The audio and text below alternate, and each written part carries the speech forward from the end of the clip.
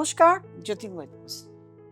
আজকে এমন একটি আলোচনা আপনাদের সামনে করব, যে আলোচনা আমি এতদিন ধরে প্রোগ্রাম করছি, কোনোদিনই আপনাদের সামনে সেই আলোচনা করিনি।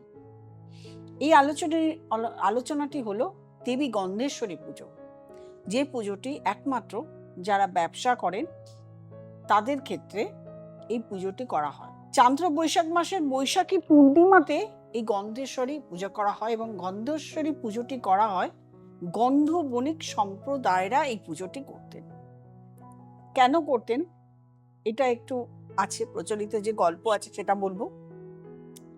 সেটা হলো এই গন্ধেশ্বরী দেবী দেখতে ঠিক জগদ্ধাত্রী দেবীর মতন, চতুর্ভুজা এবং সিংহ বাহিনী তার সঙ্গে রয়েছেন। কিন্তু এই সিংহ বাহিনীর সঙ্গে থাকলেও আমরা এই দেবীকে ঠিক যখন মূর্তিটা পুজো হয় তার সামনে আমরা ব্যবসার সমস্ত জিনিস তার দেবীর সামনে রাখা হয়। অনেক ক্ষেত্রে দেখা গেছে দেবীকে দাঁড়িপাল্লায় বসিয়েও পুজো করা হয়। গন্ধবণিক সম্প্রদায়রা ব্যবসার জন্য এই পুজোটি করতেন। তখনকার দিনে অসুরদের প্রচুর অত্যাচার ছিল, সেটা আসবো, কিন্তু একটু আগে বলে নিই। যেটা হলো এই বাংলা আর সেই বাংলার মধ্যে, প্রচলিত পুরনো বাংলার মধ্যে অনেক তফাৎ রয়েছে।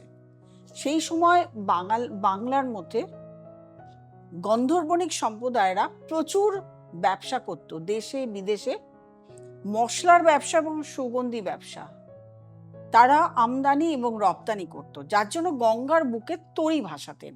এই গন্ধবণিক সম্প্রদায়রা তখনকার দিনে প্রচন্ড পরিমাণে যারা ছিল প্রচুর পয়সাওয়ালা এবং তাদের অনেকটা ক্ষমতা ছিল, প্রচুর ক্ষমতা ছিল। এইরকম ভাবে তারা ব্যবসা করছে। সেই সময় দেখা যায় তাদের একটি মেয়েকে এক অসুর নিয়ে যায়, তুলে নিয়ে চলে যায়, এবং এটা গন্ধর্বণিক সম্প্রদায় মেনে নিতে পারেননি। সেই অসুরটাকে তারা মেরে ফেলেন বা বধ করেন। সেই অসুরের যে সন্তান, তার বাবার মৃত্যুটা একদম সহ্য করতে পারেননি।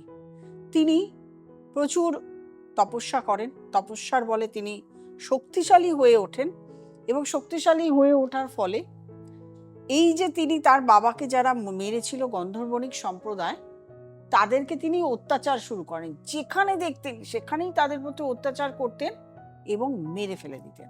আমরা দেখেছি যেখানেই যখন অসুরদের অত্যাচার শুরু হয় তখনই কিন্তু দেবী দুর্গা, জগন্মাতা, জগদ্ধাত্রী এবং দুর্গা রূপে আবির্ভূত হয়েছিলেন।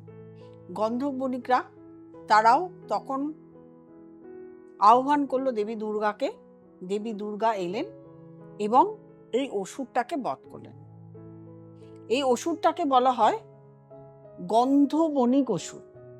যাই হোক, বধ করলেন, এবং যে দেবী দুর্গা এই যে অসুর বধ করলেন, তখন থেকেই এই গন্ধবণিক সম্প্রদায় দেবী দুর্গার পুজো শুরু করলো। এটাকেই বলা হয় যে গন্ধেশ্বরী পুজো। এই গন্ধেশ্বরী পুজো আমরা যে রূপেই যখন দেবী দুর্গাকে পুজো করি না কেন, সেই রূপেই মা আমাদেরকে আশীর্বাদ করেন। কিন্তু বিশেষত যেটা দেখা যায় সেটা হলো যারা ব্যবসা করেন, ব্যবসার উদ্দেশ্যে এই গন্ধেশ্বরী পুজোটা শুরু হয়, এবং গন্ধবণিক সম্প্রদায়ই কিন্তু এই পুজোটা বৈশাখ মাসে পূর্ণিমা তিথিতে এই পুজোটা এখনো অনেক বাড়িতেই হয়। অনেক বাড়িতেই দেখতে পাবেন যে পুজোটা হচ্ছে, জগদ্ধাত্রীর রূপ নিয়ে হচ্ছে, কিন্তু সামনে আপনার যে সমস্ত যন্ত্রপাতি দিয়ে ব্যবসা করা হয় সেগুলো রয়েছে, অথবা দাড়ি পাল্লার মধ্যে ঠাকুরকে রেখে পুজো করা হচ্ছে। এই পুজোটি করা হলে আপনার ব্যবসার উন্নতি, সমৃদ্ধি ঘটবেই। যদিও গন্ধর্বণিক সম্প্রদায়কে এখন খুব কম দেখা যায়, খুব কম বাড়িতে হয়, কিন্তু এই গন্ধেশ্বরী পুজো ভীষণ প্রচলিত একটা পুজো ছিল। এই পুজোটা এখন খুব কম বাড়িতে দেখা যায়। কিন্তু ধরুন আপনি ব্যবসা করছেন, ব্যবসার জায়গায় আপনি উন্নতি করতে পারছেন। মার পুজো সবাই করতে পারে, শুধু যে গন্ধর্বণিক সম্প্রদায় করবে এমন তো কোনো কথা নেই। এই বৈশাখ মাসের পূর্ণিমা তিথিতে আপনি আপনার বাড়িতেও এই গন্ধেশ্বরী দেবীর পুজো করতে পারেন, যাতে আপনার ব্যবসার উন্নতি হয়।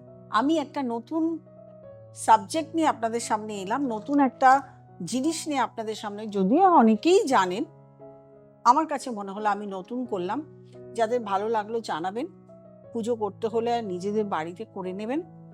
একটুখানি যাদের ঠাকুর মশাই আছে তাদের কাছে জেনে নিয়ে আপনারা অবশ্যই বাড়িতে এই পুজোটি করতে পারেন। যারা প্রোগ্রাম দেখছেন, যাদের মনে হচ্ছে, তারা অবশ্যই নিচে স্ক্রলে যে নাম্বারটি রয়েছে, নাম্বারটিতে ফোন করবেন, বুকিং করবেন, চেম্বারে চলে আসবেন। অনলাইন কনসালটেশনও চালু আছে। অনলাইন কনসালটেশনের জন্য যে নাম্বারটি দেওয়া আছে, যে নাম্বারটি আপনি পাচ্ছেন, সেই নাম্বারটিতেই হোয়াটসঅ্যাপ আছে। সেই নাম্বারটিতে অনলাইন কনসালটেশনের জন্য যোগাযোগ করে নেবেন। একটা প্রসেস আছে, তখন বলে দেওয়া হয় কি প্রসেসে অনলাইন কনসালটেশন নিতে হবে। আর যারা নতুন প্রোগ্রাম দেখছেন, তারা অবশ্যই সাবস্ক্রাইব করবেন, লাইক করবেন, কমেন্ট করবেন, শেয়ার করবেন এবং নোটিফিকেশন অল বেলটি প্রেস করতে ভুলবেন না। প্রত্যেকে ভালো থাকবেন, আনন্দে থাকবেন। নমস্কার।